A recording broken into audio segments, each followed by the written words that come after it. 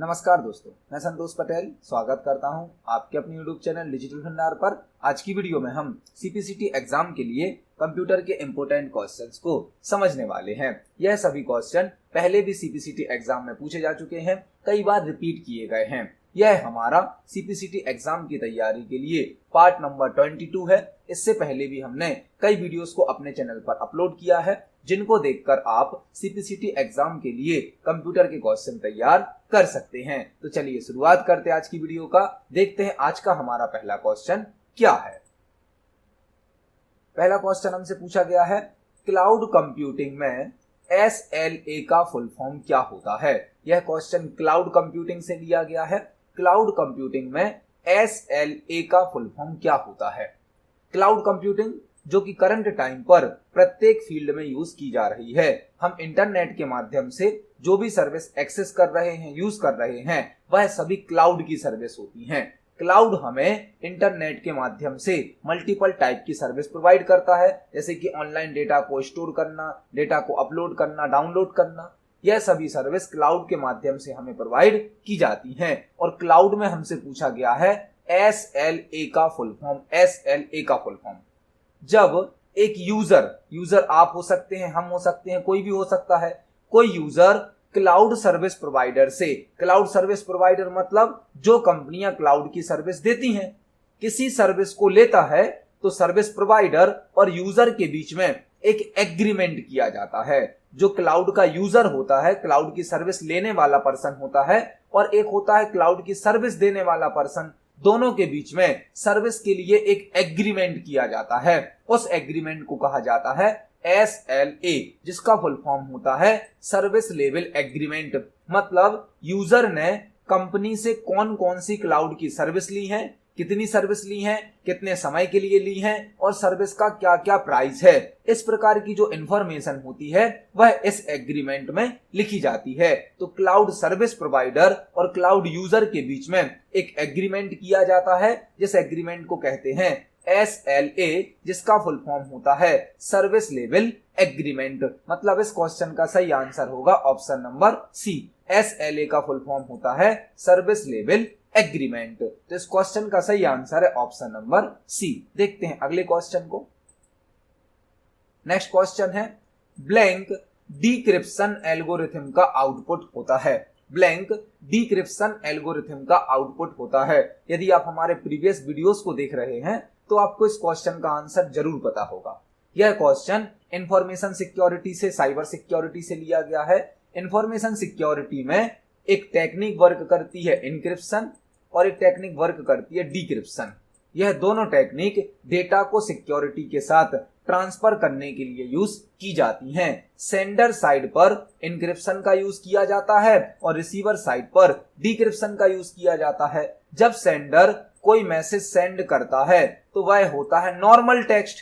Normal text, इस normal text को encryption के द्वारा साइपर टेक्स्ट में बदल दिया जाता है। साइपर टेक्स्ट में जब सेंडर मैसेज को सेंड करता है तो वह मैसेज नॉर्मल टेक्स्ट होता है, प्लेन टेक्स्ट होता है, जिसको इनक्रिप्शन के द्वारा साइपर टेक्स्ट में बदल दिया जाता है। यह साइपर टेक्स्ट रिसीवर के पास जाता है और वहां पर डिक्रिप्शन अप्लाई किया जाता है। डिक्रिप्शन के द्वारा इस साइपर टेक्स्ट को वापस प्लेन टेक्स्ट में या नॉर्मल टेक्स्ट में बदल दिया जाता है।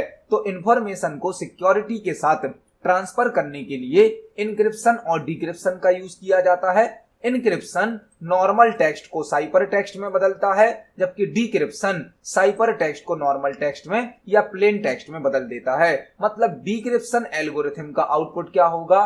प्लेन टेक्स्ट, क्योंकि डिक्रिप्शन साइपर टेक्स्ट को बदल देता है प्लेन टेक्स्ट में या नॉर्मल टेक्स्ट में, जबकि इनक्रिप्शन क्या करता है? इनक्रिप्शन नॉर्मल टेक्स्ट को बदलता है साइपर टेक्स्ट में। तो यहां पर आपको एक क्वेश्चन के साथ कई क्वेश्चन तैयार करने मिले। जो इनक्रिप्शन और डिक्रिप्शन है वह इंफॉर्मेशन सिक्योरिटी की दो टेक्निक है।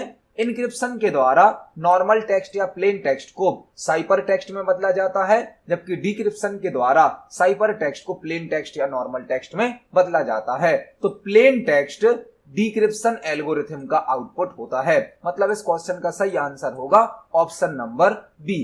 प्लेन टेक्स्ट डिक्रिप्शन अप्लाई करने के बाद जो आउटपुट प्राप्त होता है वह होता है प्लेन टेक्स्ट। तो इस क्वेश्चन का सही आंसर है ऑप्शन नंबर बी। देखते हैं अगले क्वेश्चन को। नेक्स्ट क्वेश्चन हमसे पूछा गया है डॉक्यूमेंट में कमेंट इंसर्ट करने की शॉर्टकट की क्या होती है। डॉक्यूमेंट में एमएस वर्ड में यदि हमें कोई कमेंट इंसर्ट करना है तो हम कौन सी शॉर्टकट की को यूज कर सकते हैं। कमेंट एक एमएस वर्ड का ऑप्शन है। यदि आपको अपने डॉक्यूमेंट में किसी टेक्स्ट से रिलेटेड, किसी वर्ड से रिलेटेड कोई एडिशनल इंफॉर्मेशन शो करनी है तो आप कमेंट का यूज कर सकते हैं। और कमेंट को इंसर्ट करने के लिए एमएस वर्ड में एक शॉर्टकट की यूज की जाती है जो कि होती है control alt M. Control alt M से हम डॉक्यूमेंट में कमेंट को इंसर्ट कर सकते हैं। मतलब एमएस वर्ड में कमेंट को इंसर्ट करने की शॉर्टकट की होती है control alt M. Control alt M से कमेंट को इंसर्ट किया जाता है। तो इस क्वेश्चन का सही आंसर है option number B. Control alt M से डॉक्यूमेंट में कमेंट को इंसर्ट किया जाता है। देखते हैं अगले क्वेश्चन को। एमएस एक्सेल 2016 की फाइल में बाय डिफॉल्ट ब्लैंक वर्कशीट होती हैं। यहां पर हमसे क्वेश्चन पूछा गया है एमएस एक्सेल सॉफ्टवेयर से एमएस एक्सेल 2016 की जो फाइल होती है उसमें बाय डिफॉल्ट हमें कितनी वर्कशीट प्राप्त होती हैं। एमएस एक्सेल 2016 की जो फाइल होती है उसे वर्कबुक कहा जाता है, वर्कबुक, और पेज को कहा जाता है वर्कशीट। जब हम एक वर्कबुक बनाते हैं मतलब एक फाइल बनाते हैं तो उसमें बाय डिफॉल्ट एक वर्कशीट दी जाती है, एक वर्कशीट। एमएस एक्सेल के जो पुराने वर्जन थे, पुराने वर्जन में हमें एक साथ 3 वर्कशीट दी जाती थी बाय डिफॉल्ट, लेकिन एमएस एक्सेल के जो भी नए वर्जन हैं उनमें बाय डिफॉल्ट हमें एक वर्कशीट दी जाती है, एक वर्कशीट दी जाती है। तो इस क्वेश्चन का सही आंसर होगा ऑप्शन नंबर ए 1। लेकिन आपको यहां पर और भी कुछ क्वेश्चन तैयार करने हैं। जो एमएस एक्सेल की फाइल होती है उसे कहा जाता है वर्कबुक, एमएस एक्सेल के पेज को कहा जाता है वर्कशीट, जो फाइल होती है उसका नाम होता है बाय डिफॉल्ट बुक 1।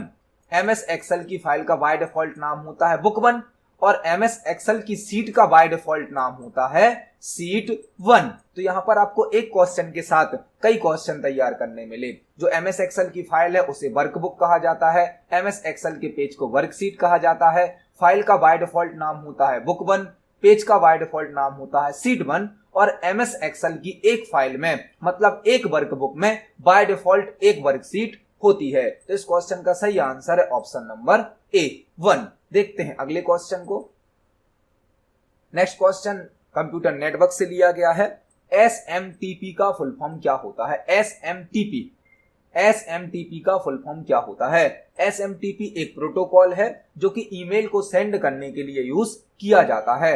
एसएमटीपी जो प्रोटोकॉल है इसके आपके 2 क्वेश्चन पूछे जा सकते हैं। एक क्वेश्चन तो आपको इसका फुल फॉर्म पता होना चाहिए, दूसरा क्वेश्चन पूछा जा सकता है ईमेल को सेंड करने के लिए किस प्रोटोकॉल का यूज किया जाता है। यह ईमेल का प्रोटोकॉल है। एसएमटीपी ईमेल में यूज होने वाला प्रोटोकॉल है जो कि ईमेल को सेंड करने के काम में आता है और इसका फुल फॉर्म होता है simple mail transfer protocol. SMTP का फुल फॉर्म होता है simple mail transfer protocol. SMTP का फुल फॉर्म होता है सिंपल मेल ट्रांसफर प्रोटोकॉल। तो इस क्वेश्चन का सही आंसर है ऑप्शन नंबर ए। देखते हैं अगले क्वेश्चन को। Next question power point software से लिया गया है। पावर पॉइंट में स्लाइड के एंट्रेंस मतलब स्लाइड के आने और एग्जिट मतलब स्लाइड के जाने पर इफेक्ट सेट करने के लिए किस ऑप्शन का उपयोग किया जाता है। पावर पॉइंट में यदि हमें स्लाइड के आने पर मतलब एंट्रेंस पर और स्लाइड के जाने पर कोई इफेक्ट सेट करना है, कंप्लीट स्लाइड पर इफेक्ट सेट करना है, कंप्लीट स्लाइड पर, स्लाइड मतलब पूरा पावर पॉइंट का पेज, यदि हमें पेज पर कोई इफेक्ट सेट करना है तो हम किस ऑप्शन का यूज करेंगे। आपको अभी हम जो यह सारे क्वेश्चन तैयार करा रहे हैं यह सभी भी पावर पॉइंट की स्लाइड पर तैयार किए गए हैं। तो आप देखते हैं जब हमारा एक क्वेश्चन कंप्लीट हो जाता है और दूसरा क्वेश्चन आता है तो स्लाइड एक इफेक्ट के साथ आती है। वह इफेक्ट कहलाता है ट्रांजिशन इफेक्ट। पावर पॉइंट में स्लाइड पर जो एंट्रेंस और एग्जिट पर इफेक्ट लगाया जाता है उस इफेक्ट को कहा जाता है transition effect. Transition effect complete slide पर लगने वाला जो इफेक्ट होता है वह कहलाता है ट्रांजिशन इफेक्ट। और यदि आपसे पूछा जाता है कि पावर पॉइंट में स्लाइड के ऑब्जेक्ट पर, स्लाइड का ऑब्जेक्ट मतलब कोई टेक्स्ट लिखा है, कोई इमेज इंसर्ट करी है, उस पर यदि इफेक्ट लगाना है तो उसके लिए एनिमेशन का यूज किया जाता है। स्लाइड पर जो ऑब्जेक्ट होते हैं उनमें इफेक्ट सेट करने के लिए एनिमेशन का यूज किया जाता है, और यदि कंप्लीट स्लाइड पर इफेक्ट सेट करना है तो ट्रांजिशन का यूज किया जाता है। तो यहां पर आपको एक साथ दो क्वेश्चन तैयार करने मिले। पावर पॉइंट में स्लाइड के इंट्रेंस और एग्जिट पर जो इफेक्ट लगता है उसे कहा जाता है ट्रांजिशन इफेक्ट, और पावर पॉइंट में जो स्लाइड के ऑब्जेक्ट पर इफेक्ट लगता है उसे कहा जाता है एनिमेशन। तो इस क्वेश्चन का सही आंसर है ऑप्शन नंबर सी। देखते हैं अगले क्वेश्चन को। नेक्स्ट क्वेश्चन एमएस एक्सेल से लिया गया है। एमएस एक्सेल में न्यू कॉलम को इंसर्ट करने की शॉर्टकट की क्या होती है। जो एमएस एक्सेल है उसमें हमें जो पेज दिया जाता है, पेज प्रदान किया जाता है, वह मल्टीपल रो और कॉलम का कलेक्शन होता है जिसे वर्कशीट कहा जाता है। एमएस एक्सेल का जो पेज होता है उसे वर्कशीट कहते हैं, और एक वर्कशीट मल्टीपल रो और कॉलम का कलेक्शन होती है। हमें यहां पर बताना है यदि हमें एक नया कॉलम इंसर्ट करना है तो उसकी शॉर्टकट की क्या होगी। यदि आपको एमएस एक्सेल में कॉलम इंसर्ट करना है या रो इंसर्ट करनी है, उस शॉर्टकट की से कॉलम भी इंसर्ट होगा और रो भी इंसर्ट होगी। शॉर्टकट की है कंट्रोल के साथ प्लस। कंट्रोल के साथ यदि आप प्लस को प्रेस करेंगे तो एक रो या कॉलम इंसर्ट हो सकता है। यदि आपने रो सेलेक्ट करके रखी है तो रो इंसर्ट हो जाएगी, यदि आपने कॉलम सेलेक्ट करके रखा है तो कॉलम इंसर्ट हो जाएगा। तो एमएस एक्सेल में यदि आप रो और कॉलम में से किसी एक चीज को इंसर्ट करना चाहते हैं तो एक ही शॉर्टकट की का यूज कर सकते हैं, कंट्रोल के साथ प्लस। इस शॉर्टकट की से रो को भी इंसर्ट किया जा सकता है और कॉलम को भी इंसर्ट किया जा सकता है। तो इस क्वेश्चन का सही आंसर होगा ऑप्शन नंबर ए। यहां पर आपको एक क्वेश्चन और तैयार करना है। रो और कॉलम को इंसर्ट करने की शॉर्टकट की तो है कंट्रोल के साथ प्लस, लेकिन यदि रो और कॉलम को डिलीट करना है तो उसकी शॉर्टकट की है कंट्रोल के साथ माइनस। यदि आपने कॉलम को सिलेक्ट किया होगा तो कॉलम डिलीट हो जाएगा, यदि आपने रो को सिलेक्ट किया होगा तो रो डिलीट हो जाएगी। तो एक साथ आपको दो क्वेश्चन तैयार करने मिल गए। एमएस एक्सेल में रो और कॉलम को इंसर्ट करने की शॉर्टकट की है कंट्रोल के साथ प्लस, और उसको डिलीट करने की शॉर्टकट की है कंट्रोल के साथ माइनस। तो इस क्वेश्चन का सही आंसर होगा ऑप्शन नंबर ए। देखते हैं अगले क्वेश्चन को। नेक्स्ट क्वेश्चन डीबीएमएस से लिया गया है। डीबीएमएस से, डीबीएमएस में टेबल के कॉलम्स को ब्लैंक भी कहा जाता है। जो डीबीएमएस है इसका फुल फॉर्म होता है database management system. Database management system जो कि किसी डेटाबेस को बनाने की, उसको ऑर्गेनाइज करने की, मैनेज करने की सुविधा प्रदान करता है। डीबीएमएस का फुल फॉर्म होता है डेटाबेस मैनेजमेंट सिस्टम। एक डेटाबेस के अंदर मल्टीपल टेबल होती हैं और एक टेबल मल्टीपल रो और कॉलम का कलेक्शन होती है। तो हमें यहां पर बताना है कि जो टेबल के कॉलम होते हैं उन्हें दूसरे किस नाम से भी जाना जाता है। टेबल के जो कॉलम होते हैं उन्हें फील्ड या एट्रीब्यूट भी कहा जाता है। टेबल के कॉलम को फील्ड या एट्रीब्यूट भी कहा जाता है। एक टेबल के कॉलम को फील्ड या एट्रीब्यूट भी कहा जाता है और टेबल की रो को टपल भी कहा जाता है। रिकॉर्ड या टपल भी रो को कहा जाता है, जबकि कॉलम को कहा जाता है फील्ड या एट्रीब्यूट। तो इस क्वेश्चन का सही आंसर होगा ऑप्शन नंबर डी। टेबल के कॉलम को फील्ड या एट्रीब्यूट कहा जाता है और टेबल की रो को टपल या रिकॉर्ड कहा जाता है। देखते हैं अगले क्वेश्चन को। नेक्स्ट क्वेश्चन कंप्यूटर नेटवर्क से लिया गया है। कंप्यूटर नेटवर्क में एफडीएम का फुल फॉर्म क्या होता है। एफडीएम, कंप्यूटर नेटवर्क में एफडीएम का फुल फॉर्म क्या होता है। यह क्वेश्चन मल्टीप्लेक्सिंग टॉपिक से लिया गया है। मल्टीप्लेक्सिंग, कंप्यूटर नेटवर्क में एक टेक्निक वर्क करती है मल्टीप्लेक्सिंग, जिसके द्वारा मल्टीपल सिग्नल्स को कंबाइन करके सिंगल सिग्नल में बदला जाता है। एक टेक्निक होती है मल्टीप्लेक्सिंग जो मल्टीपल सिग्नल को कंबाइन करके सिंगल सिग्नल में बदलती है, और दूसरी टेक्निक होती है डीमल्टीप्लेक्सिंग जो सिंगल सिग्नल को वापस मल्टीपल सिग्नल में कन्वर्ट कर देती है। कंप्यूटर नेटवर्क में दो टेक्निक वर्क करती है, मल्टीप्लेक्सिंग और डीमल्टीप्लेक्सिंग। मल्टीप्लेक्सिंग के द्वारा मल्टीपल सिग्नल को मिलाकर सिंगल सिग्नल में बदला जाता है, जबकि डीमल्टीप्लेक्सिंग के द्वारा सिंगल सिग्नल को मल्टीपल सिग्नल में डिवाइड कर दिया जाता है। और जो मल्टीप्लेक्सिंग होती है वह दो प्रकार की होती है। एक होती है टीडीएम मतलब टाइम डिवीजन मल्टीप्लेक्सिंग, और दूसरी होती है एफडीएम जिसका फुल फॉर्म होता है फ्रीक्वेंसी डिवीजन मल्टीप्लेक्सिंग। एफडीएम का फुल फॉर्म होता है फ्रीक्वेंसी डिवीजन मल्टीप्लेक्सिंग और टीडीएम का फुल फॉर्म होता है टाइम डिवीजन मल्टीप्लेक्सिंग। तो यहाँ पर आपको 2-3 क्वेश्चन तैयार करने मिल गए। कंप्यूटर नेटवर्क में मल्टीप्लेक्सिंग होती है जो मल्टीपल सिग्नल को मिलाकर सिंगल सिग्नल में बदल देती है। डीमल्टीप्लेक्सिंग होती है जो सिंगल सिग्नल को मल्टीपल सिग्नल में डिवाइड करती है। मल्टीप्लेक्सिंग 2 प्रकार की होती है, टाइम डिवीजन मल्टीप्लेक्सिंग मतलब TDM और फ्रीक्वेंसी डिवीजन मल्टीप्लेक्सिंग मतलब कि FDM। तो इस क्वेश्चन का सही आंसर है ऑप्शन नंबर डी। देखते हैं अगले क्वेश्चन को। नेक्स्ट क्वेश्चन है, MS वर्ड में फॉर्मेट पेंटर किस सेक्शन में प्राप्त होता है? MS वर्ड में फॉर्मेट पेंटर किस सेक्शन में प्राप्त होता है? MS वर्ड का एक बहुत ही पावरफुल फीचर है फॉर्मेट पेंटर, जो कि एक लोकेशन से फॉर्मेटिंग को कॉपी करता है और दूसरे लोकेशन पर फॉर्मेटिंग को पेस्ट कर देता है। यदि हमें डॉक्यूमेंट में एक टेक्स्ट से फॉर्मेटिंग को कॉपी करना है और दूसरे टेक्स्ट पर जाकर उस फॉर्मेटिंग को पेस्ट करना है तो फॉर्मेट पेंटर का यूज किया जाता है। फॉर्मेट पेंटर फॉर्मेटिंग को कॉपी और पेस्ट करने की सुविधा देता है और कॉपी और पेस्ट के जो ऑप्शन होते हैं वह हमें मिलते हैं क्लिपबोर्ड सेक्शन में। क्लिपबोर्ड सेक्शन में कट, कॉपी, पेस्ट और फॉर्मेट पेंटर नाम का ऑप्शन होता है। MS वर्ड का जो होम टैब होता है उसमें क्लिपबोर्ड सेक्शन के अंदर कट, कॉपी, पेस्ट और फॉर्मेट पेंटर नाम के ऑप्शन होते हैं। फॉन्ट सेक्शन में सारे फॉर्मेटिंग के ऑप्शन होते हैं। पैराग्राफ में पैराग्राफ फॉर्मेटिंग के ऑप्शन होते हैं। अलाइनमेंट, इंडेंटेशन, स्पेसिंग और एडिटिंग में फाइंड, रिप्लेस, गो टू नाम के ऑप्शन होते हैं। तो इस क्वेश्चन का सही आंसर होगा option number C, clipboard. Clipboard section में हमें फॉर्मेट पेंटर नाम का ऑप्शन प्राप्त होता है। तो इस क्वेश्चन का सही आंसर है ऑप्शन नंबर सी। देखते हैं अगले क्वेश्चन को। नेक्स्ट क्वेश्चन पावर पॉइंट से लिया गया है। पावर पॉइंट में हाइपरलिंक की शॉर्टकट की क्या होती है? बहुत ही बेसिक क्वेश्चन है, बहुत ही सिंपल क्वेश्चन है।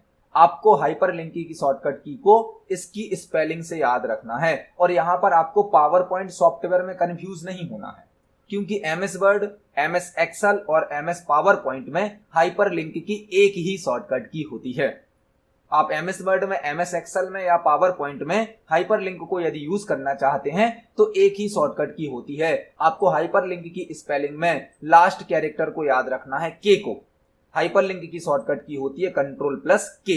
Ctrl+K से हम MS वर्ड में, MS एक्सेल में और MS पावर पॉइंट में हाइपरलिंक को ओपन कर सकते हैं। तो इस क्वेश्चन का सही आंसर होगा option number C, Ctrl+K। Hyperlink की शॉर्टकट की होती है Ctrl+K। देखते हैं अगले क्वेश्चन को। नेक्स्ट क्वेश्चन एक्सेल से लिया गया है। निम्न में से कौन सा फंक्शन फिक्स्ड कंडीशन के आधार पर रेंज का सम करता है? निम्न में से कौन सा फंक्शन फिक्स कंडीशन या फिक्स क्राइटेरिया के आधार पर रेंज का सम करता है? जब हम MS एक्सेल में कोई टेबल बनाते हैं, कोई वर्कशीट बनाते हैं, तो कुछ कंडीशन में हमें नंबर का सम करना होता है, एडिशन करना होता है, मतलब नंबर को जोड़ना होता है। नंबर को जोड़ने के लिए तो सम फंक्शन का यूज किया जाता है। यदि हमें केवल मल्टीपल नंबर्स को एक रेंज को जोड़ना है तो हम सम फंक्शन का यूज करते हैं। लेकिन हमसे पूछा गया है फिक्स कंडीशन के आधार पर, मतलब फिक्स क्राइटेरिया के आधार पर यदि हमें सम करना है तो कौन सा फंक्शन यूज किया जाता है? इसके लिए यूज किया जाता है सम इफ फंक्शन, क्योंकि सम ए नाम का तो कोई फंक्शन नहीं होता है, सम आई नाम का भी कोई फंक्शन नहीं होता है। इसके लिए यूज किया जाता है सम इफ फंक्शन का। तो MS एक्सेल में यदि आपको केवल एडिशन करना है, नंबर को जोड़ना है, तो उसके लिए सम फंक्शन यूज होता है। और एक कंडीशन के आधार पर, एक क्राइटेरिया के आधार पर आपको नंबर का सम करना है, एडिशन करना है, तो यूज किया जाता है सम इफ फंक्शन। यहां पर आपको एक और फंक्शन याद करना है जो कि होता है सम इफ्स। सम इफ्स एक होता है नॉर्मल सम फंक्शन जो कि केवल नंबर को जोड़ने का काम करता है, एक होता है सम इफ फंक्शन जो कि एक कंडीशन के आधार पर नंबर को जोड़ता है, और एक होता है सम इफ्स फंक्शन। सम इफ्स फंक्शन क्या करता है? मल्टीपल कंडीशन के आधार पर नंबर को जोड़ता है, क्योंकि यहां पर इफ्स हो गया, एक इफ होगा मतलब एक कंडीशन, और इफ्स मतलब एस लग गया तो मल्टीपल कंडीशन। कई कंडीशन के आधार पर यदि नंबर को जोड़ना है तो सम इफ्स फंक्शन है, एक कंडीशन के आधार पर नंबर को जोड़ना है तो सम इफ फंक्शन है, और डायरेक्ट नंबर को जोड़ना है बिना किसी कंडीशन के आधार पर तो उसके लिए होता है सम फंक्शन। तो यहां पर आपको एक साथ 3 फंक्शन समझने मिले, सम, सम इफ और सम इफ्स। इस क्वेश्चन का सही आंसर है ऑप्शन नंबर बी। देखते हैं अगले क्वेश्चन को। नेक्स्ट क्वेश्चन है, गो टू ऑप्शन को ब्लैंक फंक्शन की से भी एक्सेस किया जा सकता है। गो टू ऑप्शन जो कि हमें एक लोकेशन से दूसरी लोकेशन पर जाने की सर्विस प्रदान करता है। यदि हमें फाइल में डॉक्यूमेंट में एक लोकेशन से दूसरे लोकेशन पर जाना है तो हम गो टू ऑप्शन का यूज कर सकते हैं। यह एक एडिटिंग फीचर होता है। एडिटिंग फीचर डॉक्यूमेंट में फाइल में एक लोकेशन से दूसरी लोकेशन पर डायरेक्ट जाने के लिए गो टू का यूज किया जाता है। और गो टू की दो शॉर्टकट की होती हैं। एक होती है कंट्रोल प्लस जी। कंट्रोल प्लस जी, कंट्रोल प्लस जी से हम गो टू को ओपन कर सकते हैं। और दूसरी शॉर्टकट की होती है F5 फंक्शन की। F5 फंक्शन की से भी हम गो टू का डायलॉग बॉक्स ओपन कर सकते हैं। गो टू एक ऐसा ऑप्शन है जो एक लोकेशन से दूसरी लोकेशन पर जाने के लिए यूज किया जाता है। गो टू को हम दो शॉर्टकट की से यूज कर सकते हैं, कंट्रोल प्लस जी या F5 फंक्शन की। तो इस क्वेश्चन का सही आंसर होगा option number D, F5। Go to को एक्सेस करने के लिए F5 फंक्शन की का यूज किया जा सकता है। देखते हैं अगले क्वेश्चन को। नेक्स्ट क्वेश्चन है डीटीपी का फुल फॉर्म क्या होता है। बहुत ही बेसिक सा क्वेश्चन है, सिंपल क्वेश्चन है। डीटीपी का फुल फॉर्म क्या होता है। डीटीपी डीटीपी का फुल फॉर्म होता है डेस्कटॉप पब्लिशिंग। डेस्कटॉप पब्लिशिंग जो बुक पब्लिश होती है, न्यूज़पेपर पब्लिश होते हैं, कार्ड बनते हैं, पब्लिशिंग का जो भी वर्क होता है, प्रकाशन का जो भी वर्क होता है, उसके लिए डीटीपी का यूज किया जाता है, जिसका फुल फॉर्म होता है डेस्कटॉप पब्लिशिंग, जिसके लिए page maker, Photoshop, Corel Draw type के सॉफ्टवेयर यूज किए जाते हैं। डीटीपी का यूज होता है पब्लिकेशन वर्क में, प्रकाशन के वर्क में, और डीटीपी का फुल फॉर्म होता है डेस्कटॉप पब्लिशिंग। तो इस क्वेश्चन का सही आंसर होगा option number C, desktop publishing. देखते हैं अगले क्वेश्चन को। नेक्स्ट क्वेश्चन है निम्न में से कौन एक इमेज एडिटिंग सॉफ्टवेयर है। हमें कुछ सॉफ्टवेयर के नाम दिए गए हैं और हमें यह बताना है कि दिए गए सॉफ्टवेयर में से कौन सा एक इमेज एडिटिंग सॉफ्टवेयर है। इमेज एडिटिंग सॉफ्टवेयर का मतलब क्या है। एक ऐसा सॉफ्टवेयर जो इमेज पर वर्क करने की सुविधा प्रदान करता है। इमेज को बनाने की, इमेज को सुधारने की, इमेज को कॉपी करने की, इमेज में इफेक्ट सेट करने की, इमेज पर वर्क करने की सुविधा जो हमें देगा वह कहलाएगा इमेज एडिटिंग सॉफ्टवेयर। जो MS वर्ड है यह तो डॉक्यूमेंट बनाने की सुविधा देता है, मतलब यह हो जाएगा हमारा वर्ड प्रोसेसिंग सॉफ्टवेयर। नोटपैड तो ओनली टेक्स्ट की सुविधा देता है, टेक्स्ट टाइप करने की सुविधा देता है। वर्डपैड हमें रिच टेक्स्ट को टाइप करने की सुविधा देता है। जो फोटोशॉप है, फोटोशॉप और इमेज दोनों के नाम से भी आप इसको मैच कर सकते हैं, फोटो और इमेज। तो जो फोटोशॉप है वह एक इमेज एडिटिंग सॉफ्टवेयर है जिसमें हम किसी भी प्रकार की इमेज को एडिट कर सकते हैं, क्रिएट कर सकते हैं। तो इस क्वेश्चन का सही आंसर होगा ऑप्शन नंबर डी। देखते हैं अगले क्वेश्चन को। नेक्स्ट क्वेश्चन कंप्यूटर नेटवर्क से लिया गया है। कंप्यूटर नेटवर्क में NIC का फुल फॉर्म क्या होता है। कंप्यूटर नेटवर्क में NIC का फुल फॉर्म क्या होता है।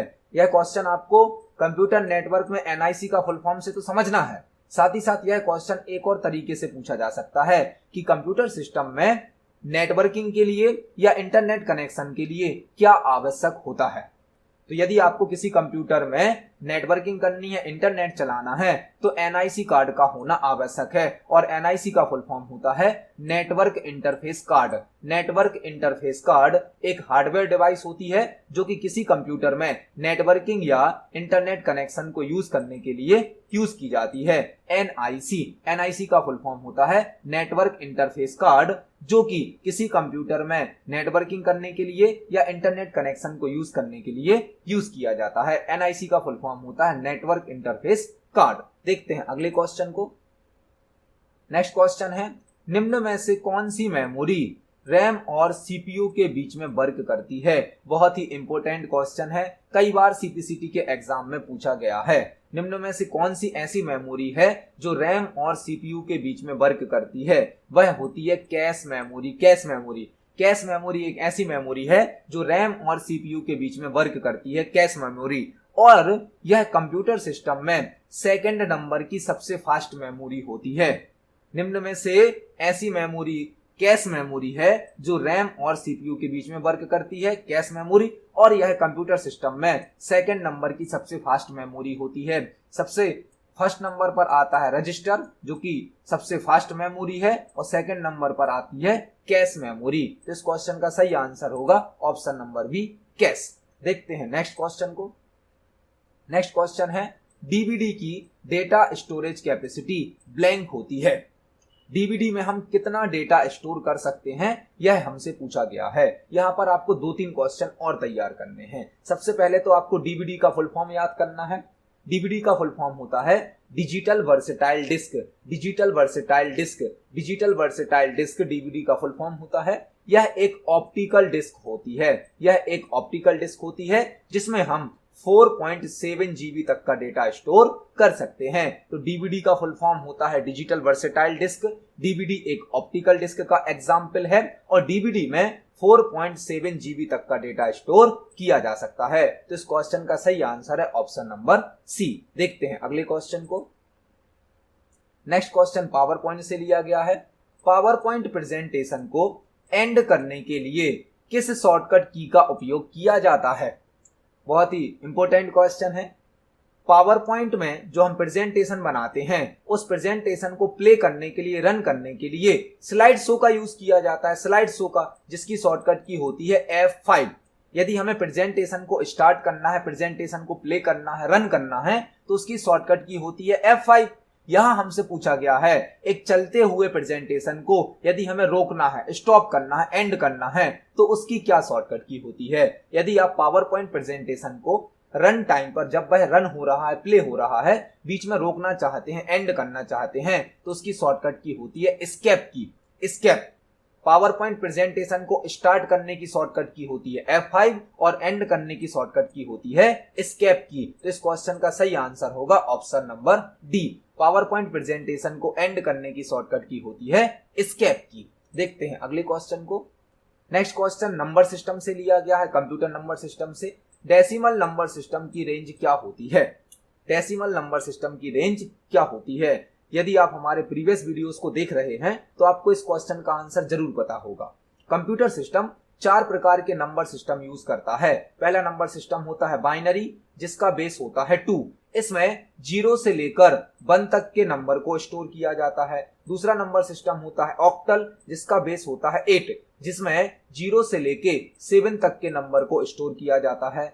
नेक्स्ट नंबर सिस्टम होता है डेसिमल नंबर सिस्टम, जिसका बेस होता है 10।